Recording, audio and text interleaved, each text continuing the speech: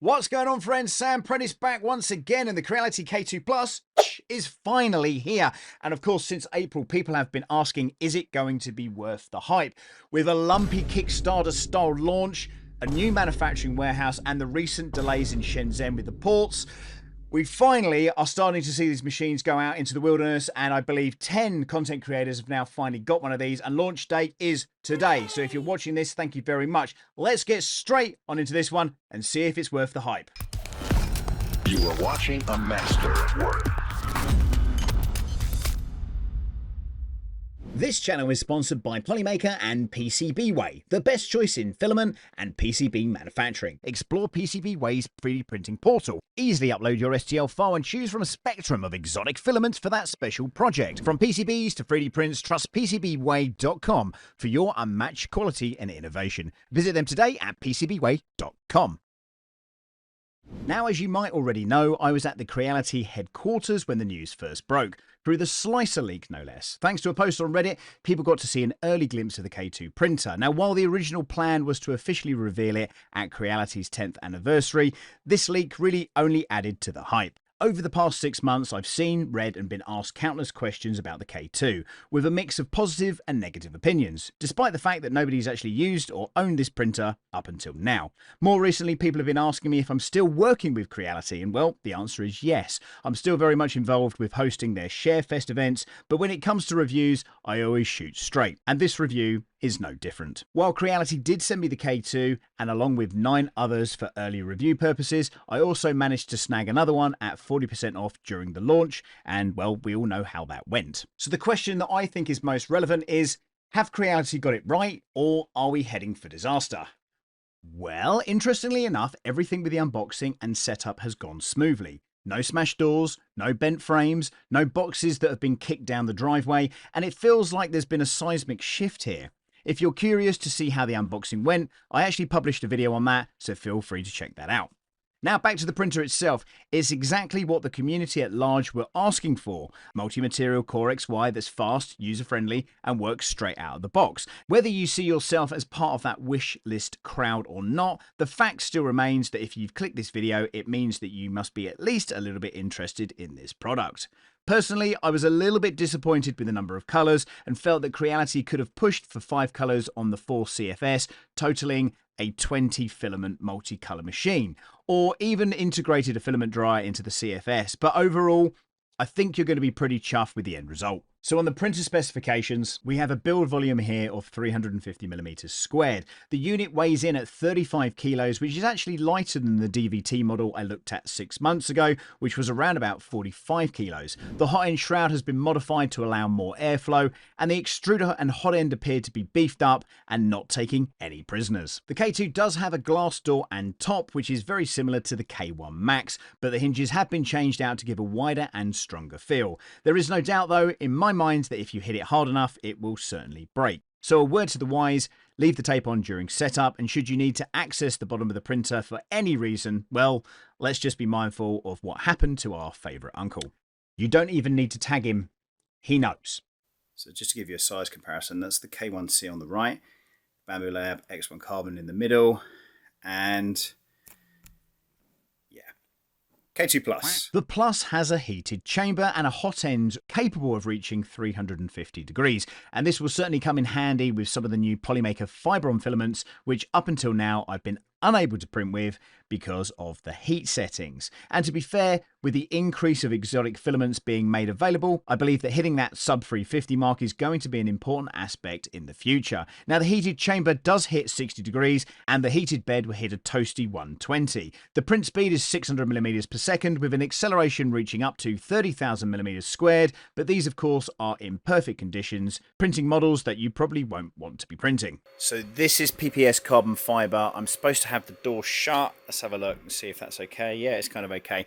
Now, it's been a little bit problematic getting this to print, and that's mainly down to the PTFE tubes and the way that they are kind of being routed into the printer. Now, PPS is notoriously difficult to print because it's brittle, but it's looking like it's doing a relatively good job at the moment at 300 degrees, 315 degrees, and 100 on the bed at this point in time.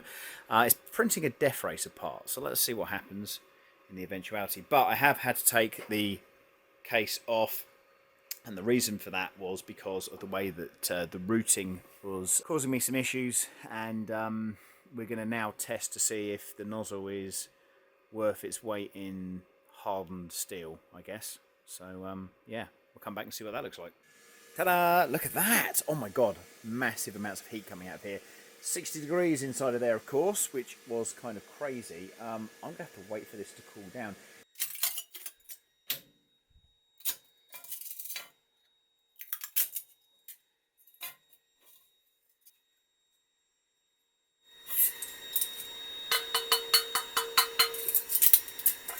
So a number of notable elements about this printer. It has an activated carbon rear filter, and sooner or later we're going to be learning more about microplastics, as studies have shown that each of us are consuming a credit card's worth of plastic per week and could be very well consuming 250 grams per year on average, which I'm sorry to tell you will lead to heart disease, lung disorders and many other worrying issues. So enclosed 3D printing, I feel, is going to have and need to be providing you with significant filtration to keep you safe. The K2 Plus certainly has the first steps in that direction, being enclosed and having that filter. Perhaps don't drink it though, it's not good for you. Or can you? So on the side of the printer and also in the CFS system, it does have RFID, which again is nothing new necessarily, but it does make sense that you can only use Creality's filaments right now, and they have been developing production line for some time now. But it is a cracking thing to have on any 3D printer. And I would certainly hope and encourage 3D printing manufacturers to go down this route if they're using RFID, but perhaps look at how we open source this. One thing I'm asked all the time about 3D printers that I review is, how loud is it? Well, that's a good point. So printer noise, and while the K2 Plus isn't terribly loud while it's printing, the CFS system does have this kind of chair dragging across a wooden floor vibe.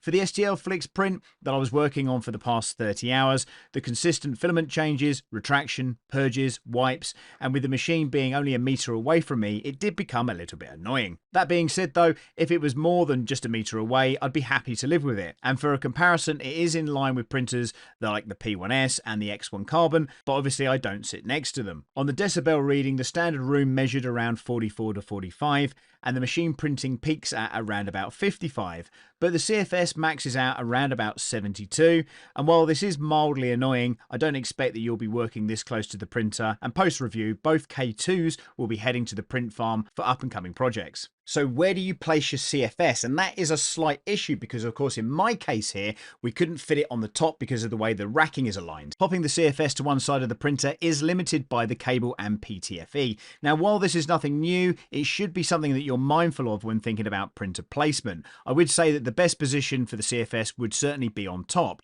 but that's not for everybody, especially if you have problems getting up to that height. Now, with the cables that are provided at this stage, it won't be possible in that config to place the unit to one side. So as you can see in my instance, I've placed it to the left-hand side, but it's on another shelf. And to be honest with you, it's not really that ideal. Meh, I'm sure I'll get over it. But of course, this couldn't be further from the truth because I ended up having to move it, as you can see just over here. Of course, that wasn't the end of it.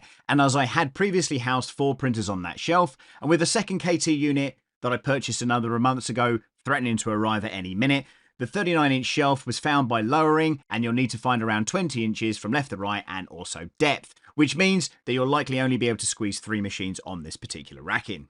Let's have a closer look at the CFS. The Creality Filament System, a 4-colour system that can be expanded on each K2 to a total of 16 colours, which works very well. Again, being hypercritical here, I do wish that they'd pressed on with a 5-colour system totaling 20 colours per machine, along with temperature control on the filaments. And while temperature control was looked at, they decided to go in a different direction. So instead we have a temperature reading inside the unit, along with a relative humidity readout. So in the end, Creality quite literally took what was being asked for and applied it to this design. So we have 4 colours upgradable to 16, and in this case I've been running Polymaker cardboard spools along with Creality's own RFID filaments with undeniable success. That's right folks, in normal conditions I've had so far 0 fails.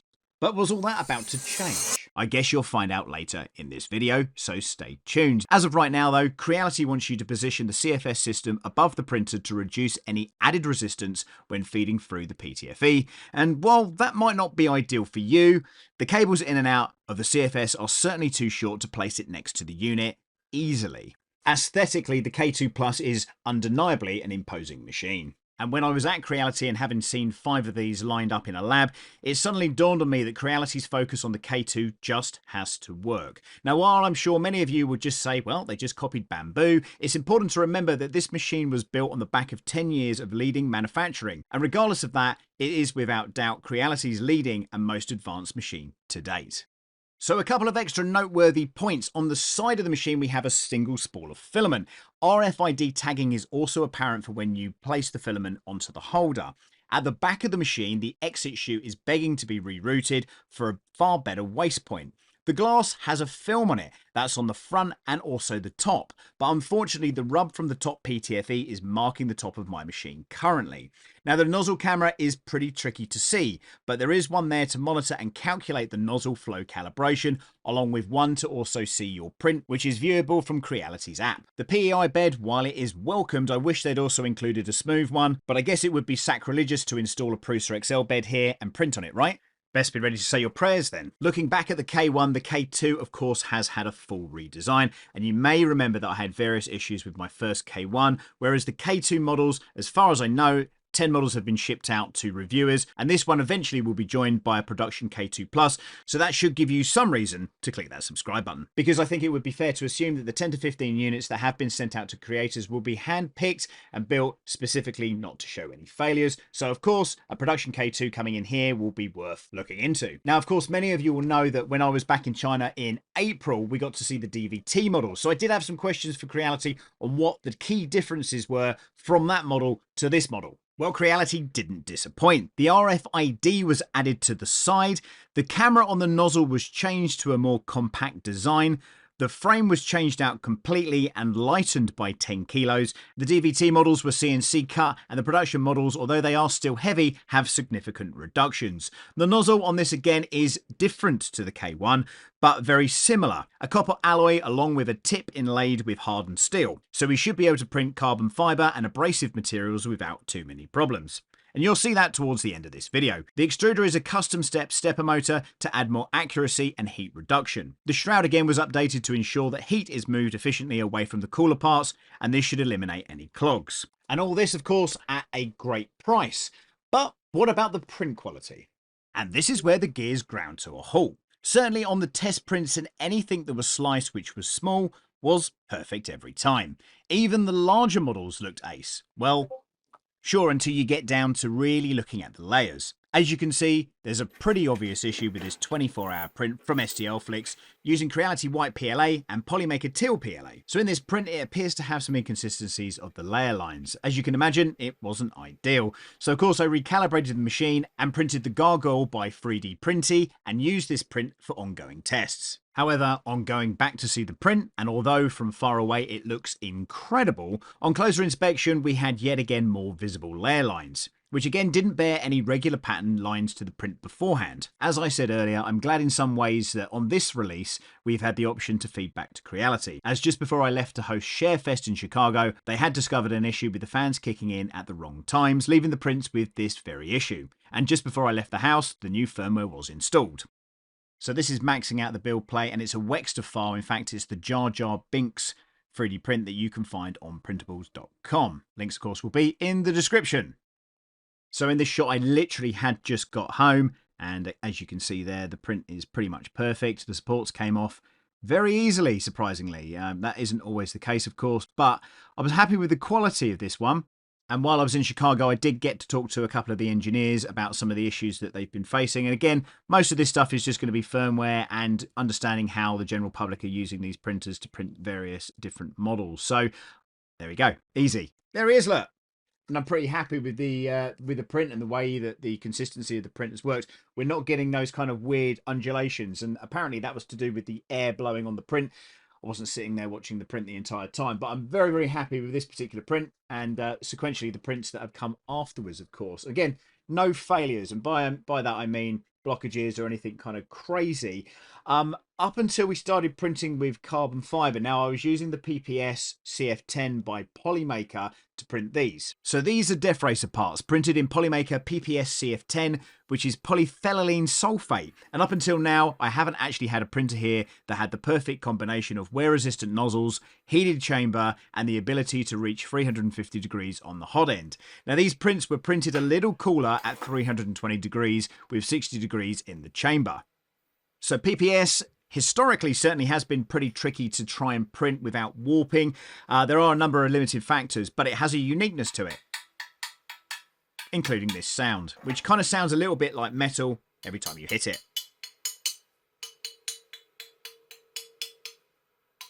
So printing carbon fiber, we've done that for several bits and pieces here now. I've even made this bell, which I've got coming up in another video. But one of the strategic issues around all of this stuff is how you feed the filament in. Now, this stuff is particularly, and that's PPS carbon fiber, is particularly brittle when you're feeding it into the chamber. So it has been quite difficult to make sure that aren't getting breakages. And of course, we're not using a CFS system for that. We're using the side spool. One of the other issues we've got, though, is this great big long nozzle. And again, that is basically what's inside of your machine. So huge chamber there, and of course the filament's got to go all the way through here. But then in addition to that, when you finish with the carbon fiber filament, of course it needs to be removed from the chamber as well, and that wasn't necessarily all that easy. So I've had a few issues since where there was a tiny bit of filament just lodged in the bottom, possibly just bound by the nozzle here.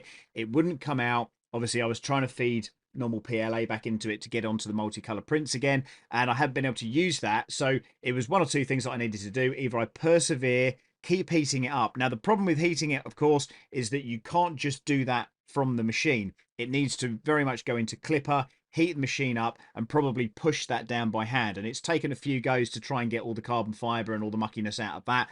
But of course the machine does come with a spare nozzle, so should you need it, you probably shouldn't be mixing nozzles anyway. But we're back up and working now, so let's get on with the rest of the review. So just on Clipper, and to explain a little more, the PPS filament needs to be heated to a decent melting point. Let's call it in this case 300 degrees, where PLA only needs 200 to 220. So the block was caused by not getting enough heat into the hot end for it to purge, and on this machine itself there's no way of being able to purge old filament in the way that I needed to. So I popped in the IP address followed by :4408. This allowed me to get access to Clipper to push the heat up and allowed me to purge to my heart's content. So let's have a look at some of the prints that this machine has managed to produce, and then I'll give you my final thoughts.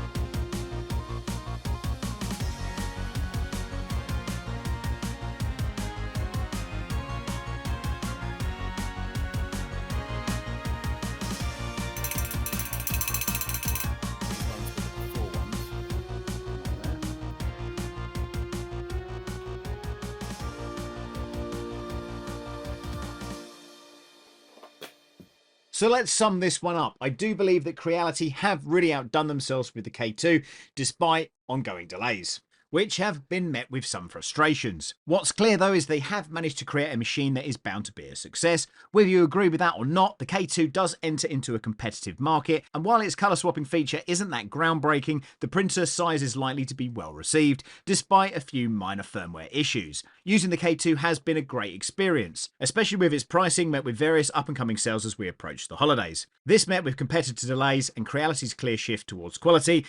Are we about to see Creality take the hot seat?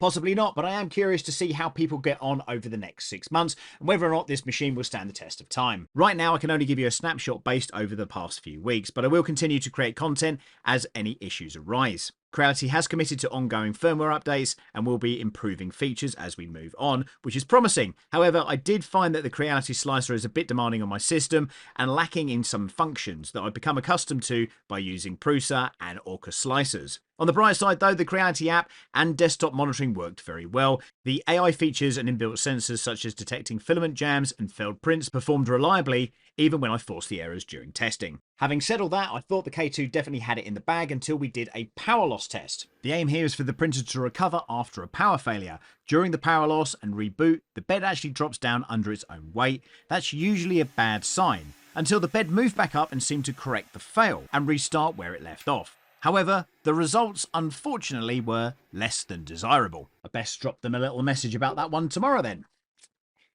One area that I'd like to see improved upon is offering more diverse filament profiles. While it's fine to focus on Creality's RFID filaments, it's unrealistic to expect users just to stick to one brand.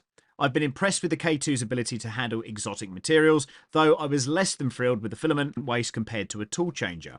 Time will tell on how durable this machine proves to be and how Creality handles the bumps along the way. And for me, that's probably going to be one of the most important parts. I do think the K2 is an awesome machine. I think it prints really, really well, certainly out of the box. Creality have certainly impressed me with this. There are a couple of things that I'd like to see implemented and changed, and with firmwares and bits and pieces like that. But I think, to be honest with you, you can't ask for much more. Stick around, hit that subscribe button. There's more to come. I promise you that. We'll see you next time.